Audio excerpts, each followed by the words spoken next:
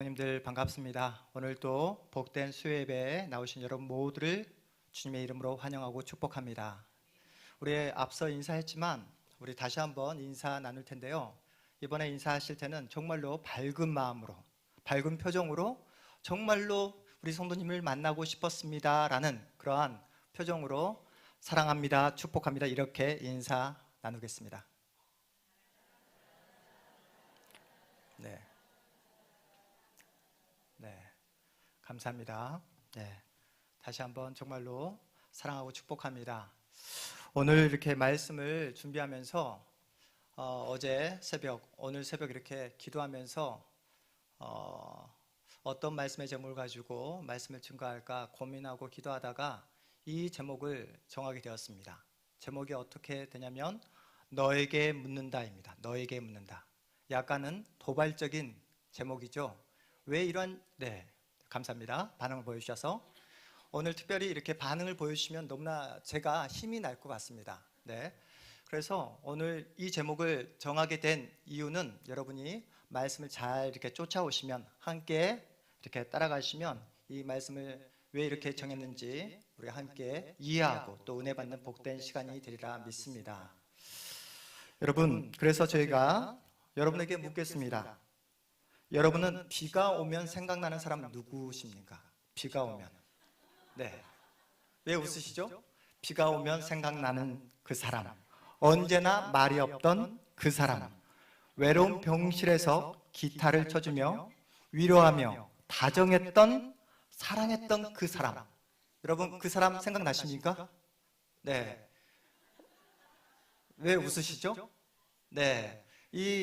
제가 읽어드렸던 그 내용을 들어보시니까 어디서 많이 들어보았던 노랫말, 가사, 이죠. 여러분 잘 알고 계시는 심수봉의 그때 그 사람, 제가 이렇게 가져왔습니다. 정말로 여러분에게 묻고 싶습니다. 여러분 비가 오면 생각나는 사람 누구십니까? 여러분이 힘들고 어려울 때마다, 눈물이 날 때마다, 삶이 너무나 공고할 때마다 여러분 정말 생각나는 사람 누구십니까? 정말 이 사람만 만나면 나에게 힘이 될 것 같고 그 사람을 만나면 정말로 잃어버렸던 그 용기를 되찾을 수 있을 것 같은 그 사람은 누구십니까? 힘들 때뿐만 아니라 가장 기쁠 때, 행복할 때 생각나는 그 사람 누구십니까? 말씀하지 마시고요. 마음속으로 한번 생각해 보시면 감사하겠습니다. 여러분, 오늘 우리가 함께 베드로 3장 말씀을 읽어보았습니다. 베드로 서신서가 1세기에 쓰여졌는데요. 당시 이스라엘이 어떤 상황이었냐면 여러분이 잘 아시는 대로 로마 식민지 치하에 있었던 그런 상황이었습니다. 힘들었다는 것이죠. 삶이 공고했습니다. 식민지하에서 자유와 더 이상의 권리가 허락되지 않은 그런 암울한 시대였습니다. 특별히 예수 믿는 사람은 더욱더 힘든 그런 상황에 놓여져 있었습니다. 예수를 믿는다는 단 한 가지 이유만으로 언제든지 자신의 목숨을 잃을 수밖에 없는, 또 잃을 수 있는 그런 암울한 시대였습니다. 여러분이 잘 아시다시피 우리나라도 나라를 잃은 소름, 그런 슬픔의 역사를 근대 역사 속에 가지고 있지 않습니까? 일본 치하 속에서 우리는 나라 잃은 그러한 서름을 우리는 경험했습니다. 특별히 예수를 믿는다는 이유만으로 순교를 감당해야 했던 주기철 목사님, 예수를 믿는다는 그 한 가지 이유만으로 죽음을 감수해야 했던 우리의 믿음의 선배들이 계셨습니다. 이스라엘 시대에 그 당시 로마 황제를 숭배해야 된다라고 강요를 받았던 것처럼 일제시대 때 어떠했습니까? 천황 황제를 숭배해야 된다. 신사참배를 우리 믿음의 선배들은 강요를 받았습니다. 여러분, 목숨, 생명 중요합니까? 중요하지 않습니까? 중요합니다. 이 세상에 그 어떤 누구도 두 번 사는 사람 없습니다. 단 한 번밖에 살지 못하는 인생, 자신의 생명, 목숨 다 귀하고 소중합니다. 하지만 당시 1세기 베드로 사도가 살았던 그 시대에는 목숨이 하루아침에 사라지는 그런 시대였습니다. 바로 옆에서 함께 찬양하고 함께 예수님을 불렀던 내 옆에 있던 성도가 예수를 믿는다는 그 한 가지 이유만으로 사자밥이 되고 화형에 처했던, 그렇게 암울한 그런 시기에 살았던 그런 상황입니다. 여러분에게 묻겠습니다. 여러분은 오늘 이렇게 수요예배에 나오셨잖아요. 수요예배에 나오시는데 목숨 걸고 나오신 분 계십니까? 모든 생명의 위협을 무릅쓰고 목숨을 걸고 이 은혜의 자리, 말씀의 자리에 나오신 분 계십니까? 아마도 한 분도 안 계실 겁니다. 여러분의 신앙을, 믿음을 흔들고 해방하는 사람은 있을지언정 여러분이 가지고 있는 이 믿음을, 신앙을 빼앗고 여러분의 목숨을 빼앗고 여러분의 신앙의 자유를 다 없이 하는 그런 사람은 한 분도 안 계실 겁니다. 그렇다면 다시 여러분에게 묻겠습니다. 그렇다면 여러분이 하나님의 자녀라는 사실을, 예수 믿는 신자라는 사실을 세상 앞에서 어떻게 증명하고 계십니까? 일반적으로 예수를 믿는다 하면 우리가 어떻게 합니까? 주일이면 교회를 나오잖아요. 그렇죠? 하루에 기도 몇 번 하죠? 예수를 일반적으로 믿는다고 말을 하면 최소 3번 하잖아요. 아침, 점심, 저녁 식사 전에. 그리고 좀 더 신앙생활 열심히 한다 하시는 분들은 여러분처럼 수요예배 나오시고 금요철야 예배 나오시고 그리고 새벽 기도에 나오시고 그렇게 열심으로 신앙생활을 하십니다. 주일 예배, 수요예배, 금요철야 그리고 새벽 예배, 여러분 이 자리에 앉아 계시는 우리 성도님들은 다 잘 참석하셨으면 좋겠습니다. 공예배 소중하게 생각하시고 말씀을 사모하시는 마음으로 이 자리를 꼭 지켜내셨으면 좋겠습니다. 할렐루야. 그런데 수요예배, 금요철야, 새벽예배 여기서 멈추지 마시고 오늘 말씀을 통해서 더 깊은 자리로 나아가셨으면 하는 그런 소망입니다. 여러분 스스로 알고 계시잖아요. 우리가 말씀을 읽고 정한 시간을 가지고 정한 시간을 내서 기도를 한다 할지라도 내가 얼마나 하나님의 그 말씀 가운데 거하고 있는지, 옆에 있는 성도가 나를 굉장히 높이, 나의 믿음을, 나의 신앙생활을 높이 평가해 준다 할지라도 우리 스스로 우리 자신을 너무나 잘 알고 있잖아요.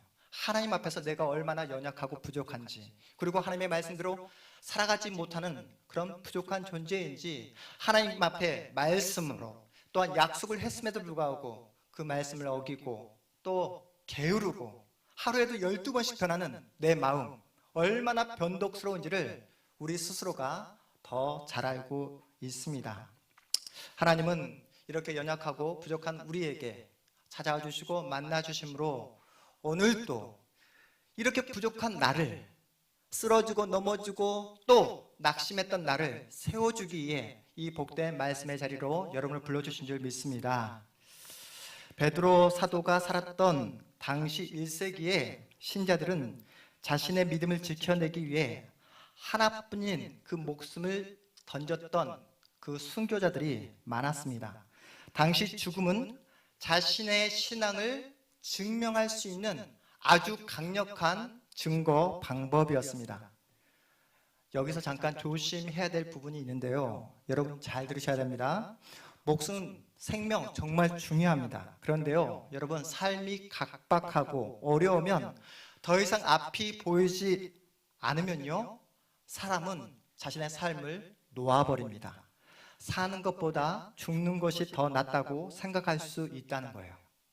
또 한 번의 죽음으로 성자의 반열에 오를 수 있다는 것이 그들에게 하나의 유혹으로 작용했다는 것입니다. 여러분, 죽음이 유혹이 된다는 말 이해되십니까? 이것이 당시 하나의 극단적인 신앙의 모습이었고요. 또 하나의 극단적인 모습은 무엇이냐면 한 번뿐인 인생, 그 누구보다도 편하게 안락하게 살아보자. 내 목숨은 끝까지 내가 지켜내리라. 무슨 수를 써서라도 옆에 있는 사람이 다 죽어가더라도 나만큼은 끝까지 살아남으리라 라는 그 마음으로 모든 실수와 모든 잘못된 방법으로 살아갔던 그런 사람들이 있었습니다. 당시 사회가 굉장히 암울했다라고 말씀드렸습니다. 각박합니다. 폭력적입니다. 언제 자신의 목숨이 끝날지 모르는 그런 상황 속에서 사람들이 초조해합니다. 마음에 여유가 전혀 없습니다.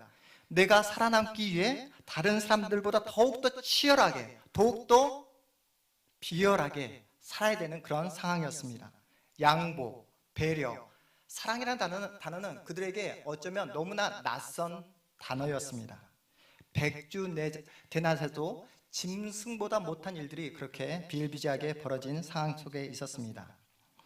이러한 양극단의 그 신앙 목습 생활 속에서 베드로 사도는 예수 때문에 나그네 되었다라고 하는 그 신자들 향해 그 장소적으로만 집을 떠난 곳으로 만족하지 말고 더 나아가 이 자리가, 이 세상이 당신들의 본향이 아님을 깨닫고 날마다 자신들의 고집과 욕망과 모든 유혹에서 벗어나 진정한 나그네 삶을 살기를 그렇게 요구하고 요청하고 있습니다.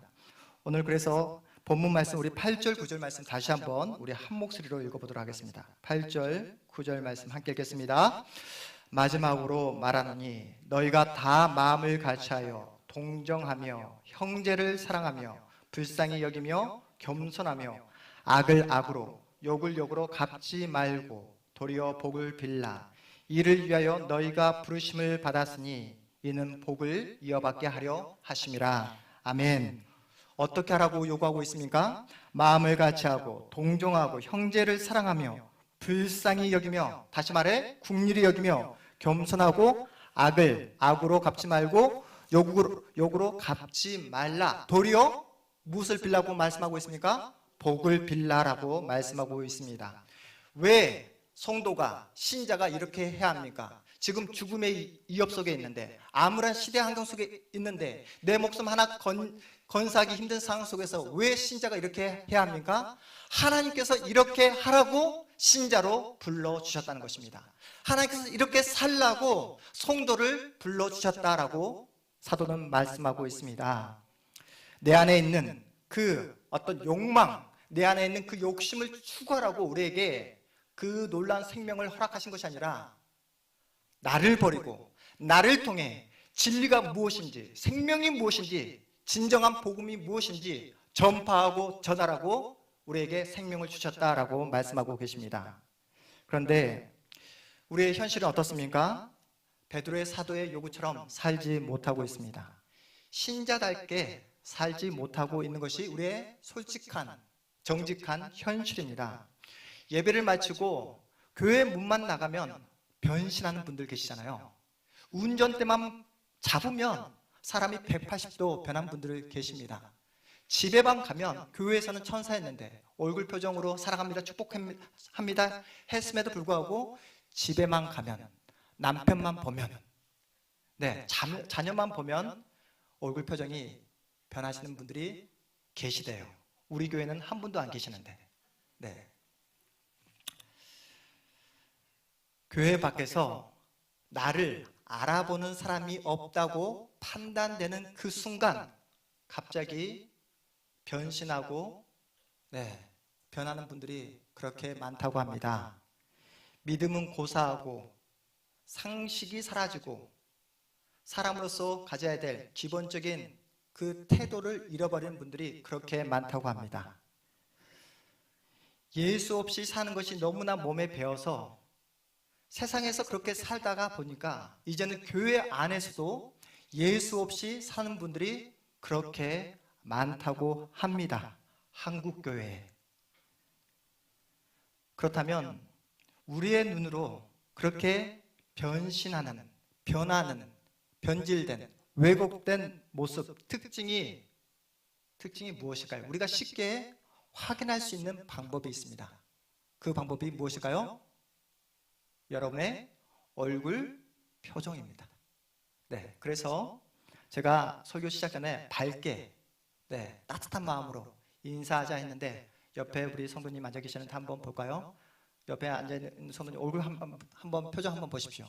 진짜 예수를 믿고 있는 분이신지 아닌지 한번 보시기 바랍니다. 네, 웃고 계십니까? 네, 표정이 밝습니까? 네, 이제 오늘 우리 하나님 앞에서 우리 약속했으면 좋겠습니다. 우리 교회 안에서는 절대로 인상 쓰기 없기. 약속하십니까? 아멘이십니까? 네, 제가 여러분의 얼굴 다 스캔하겠습니다. 네, 다 기억해 놓겠습니다.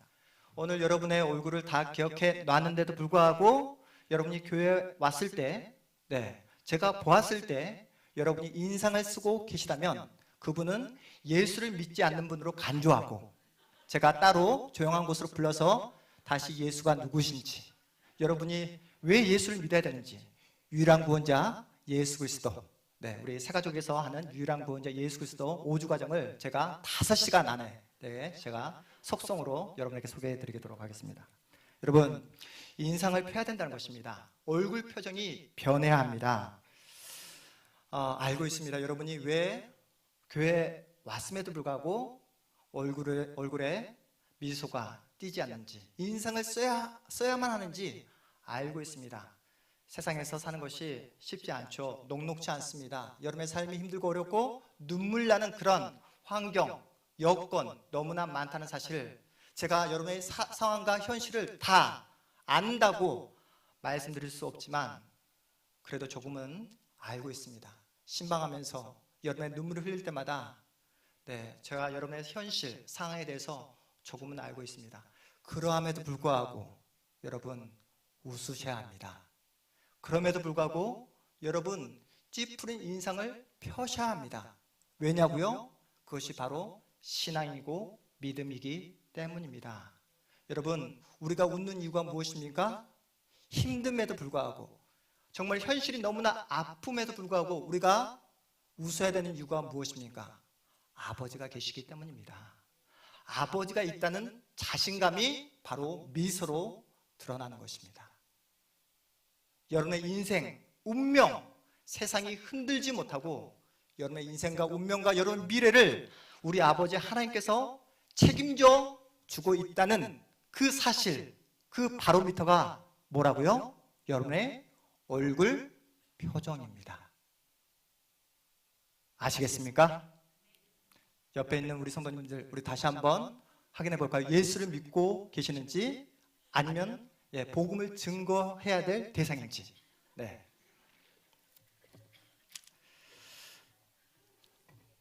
네.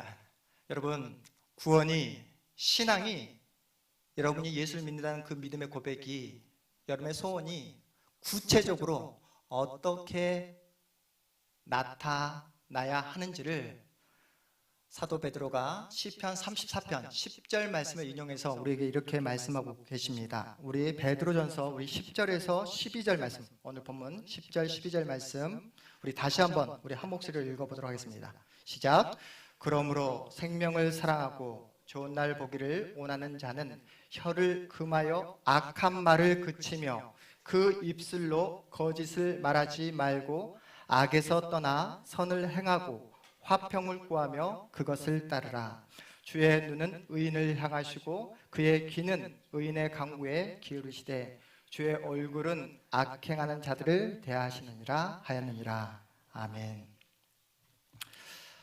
본문에 말씀하는 내용이 무엇입니까? 여러분, 하나님께서 다 알고 계시다는 겁니다. 여러분의 아픔, 여러분의 환경, 여러분이 눈물을 흘릴 수밖에 없는 그 여건 다 알고 계시다는 것입니다. 그럼에도 불구하고 악을 악으로 갚지 말고, 욕하지 말고, 혀를 금하고 하나님이 계심을 믿음으로 여러분의 자리를 끝까지 지켜내라 라고 말씀하고 계십니다.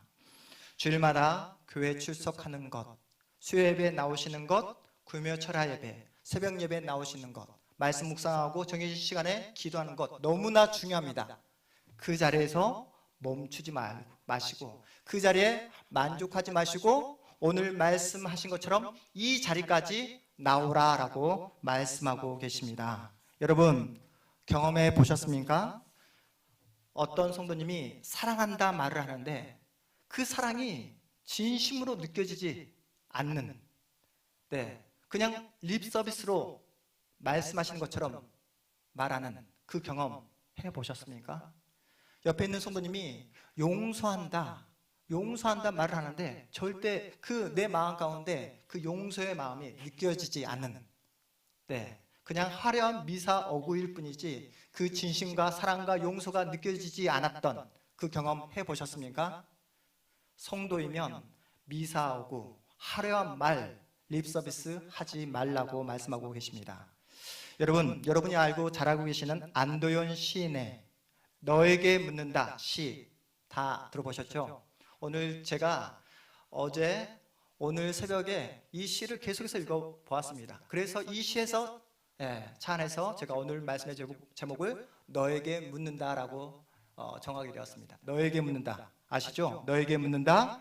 연탄재 함부로 차지 마라. 너는 누구에게 한 번이라도 뜨거운 사람이었느냐 라고 시작되는 그 시 너에게 묻는다.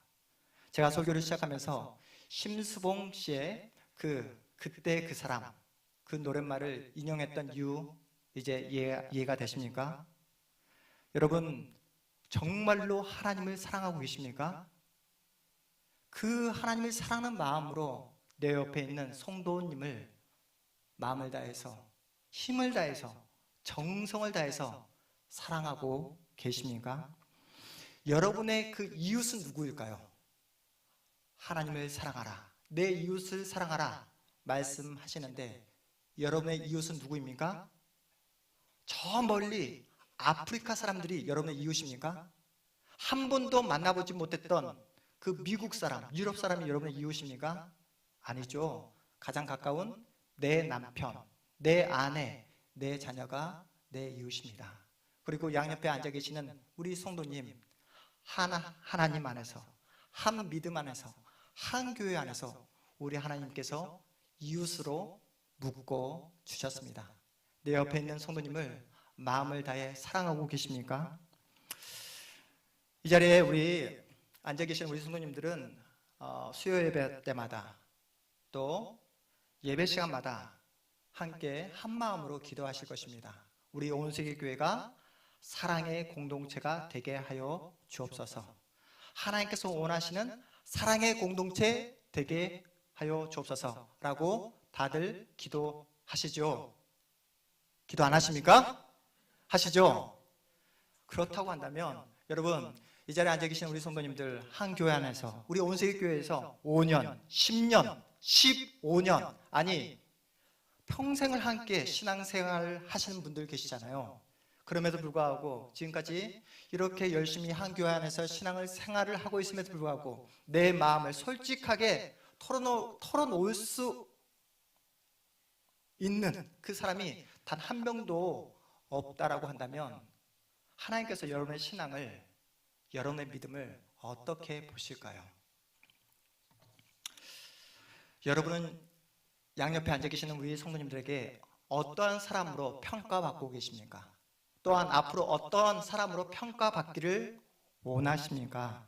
저는 이 자리에 함께하는 우리 모든 우리 성도님들이 따뜻한 하나님의 사람들이 되기를 주님의 이름으로 축복합니다. 내 자존심을 내려놓고 내가 먼저 손을 내밀어주고 내가 품어주고 내가 안아주는 그런 하나님의 사람들이 여러분이 되셨으면 좋겠습니다. 이 일은 교회 중직자라고 해서 우리 장로님만, 우리 권사님만 먼저 하실 일이 아닙니다. 여러분이 예수를 믿고 계시다면 그 예수님의 사랑을 지금도 받고 계시다면 오늘 또 그 놀라운 하나님의 은혜를 경험하셨다면 누구나 먼저 할 수 있는 일입니다. 제발 겉으로 드러나는 그 일, 그 큰 어떤 명분, 어떤 구호 그런 것에 여러분 현혹되지 마시고 정말로 진심으로, 정말로 진실하게 옆에 있는 성도들을 품어줄 수 있는 그런 하나님의 따뜻한 사람들 되시기를 주의 이름으로 축복합니다. 따뜻한 하나님의 사람 되기, 이것이 여러분의 신앙의 목표가 되기를 주의 이름으로 축복합니다. 그 하나님의 따뜻한 사람 되기를 어디에서 연습을 해야 하냐면 바로 이 자리에서 연습을 하셔야 됩니다. 교회에서, 식당에서, 엘리베이터 안에서, 식당에서, 우리 교회 식당에서, 교회에서 하는 그 모든 일들에 있어서 소소한, 아주 사소한 일이라 할지라도 그냥 지나치지 마시고 하나님의 사람으로 반응하시고, 옆에 있는 성도를 아껴주시고, 옆에 있는 성도에게 여러분의 마음을 열어주시고 곁을 내어주셔서 정말로 하나님의 사람으로 여러분이 반응할 때에 바로 이 자리가 하나님의 임재가 있는 그 놀라운 하나님의 나라, 그 천국이 될 줄 믿습니다. 올해가 종교개혁 500주년이 되는 해입니다. 한국교회가 변해야 된다라고 그렇게 열심으로 외치고 있습니다. 기독교 신문을 보면 이제는 변해야 될 때라고 개혁과 변화를 계속해서 외치고 있습니다. 민족과 나라를 살려야 된다라는 그런 구호를 외치고 있습니다. 물론 이것도 너무나 중요한 일이지만 여러분, 교회가 가장 중요하게 할 일은 무엇일까요? 교회가 가장 중요하게 목숨을 걸고 해야 되는 일이 무엇입니까? 하나님의 말씀을 바르게 선포하는 것입니다.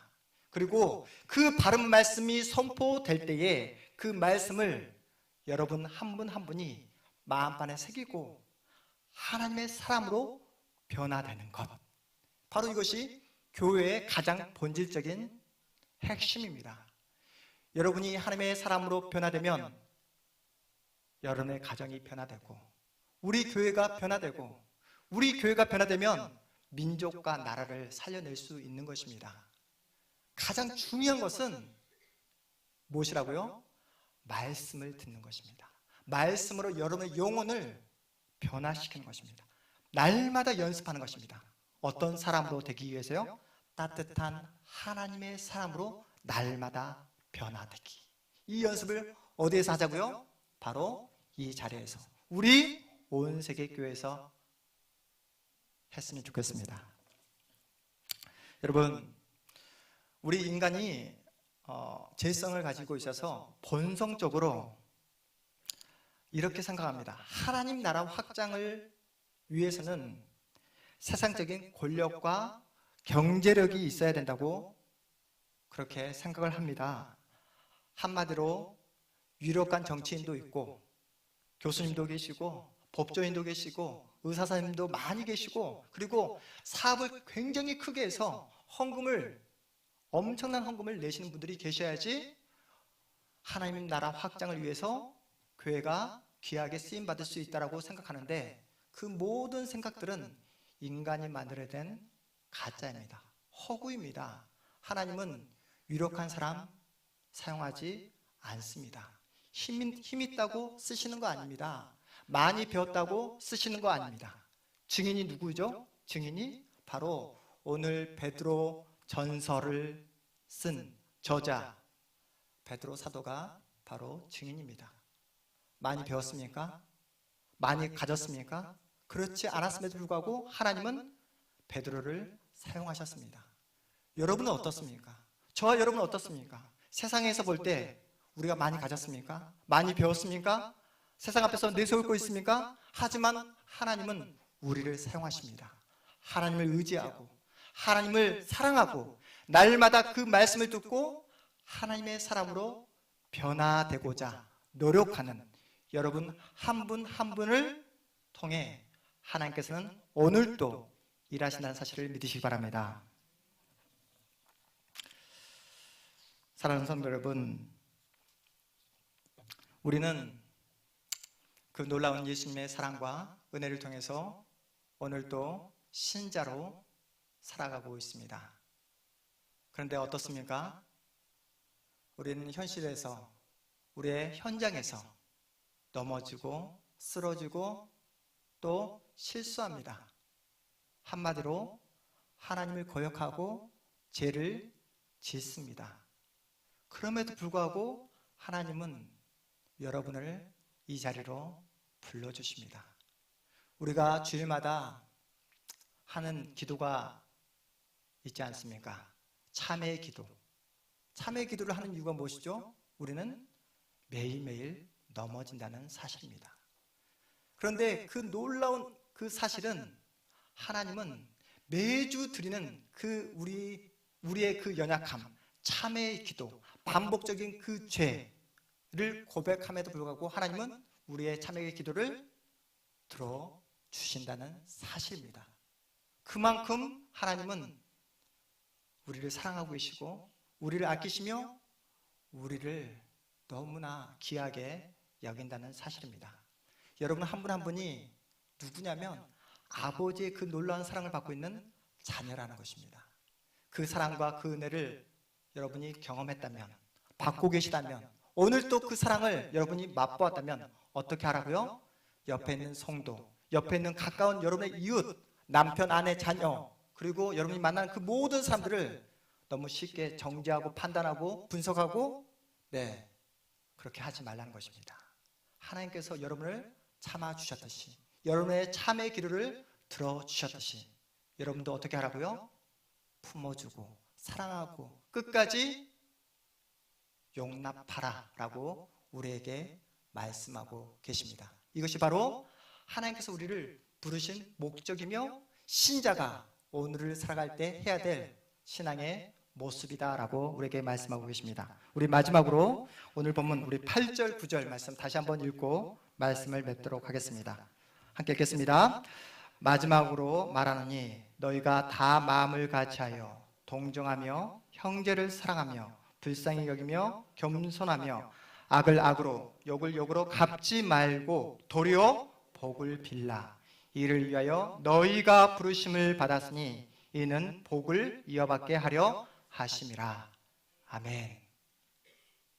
여러분 이렇게 사시겠습니까? 하나님께서 부르신 목적대로 사심으로 여러분을 통해서 하나님의 영광이 여러분의 삶에, 여러분의 인생 가운데, 여러분의 가정 가운데, 우리 교회 가운데 넘치도록 나타나기를 주님의 이름으로 축복합니다. 우리 말씀 생각하시면서 우리 찬양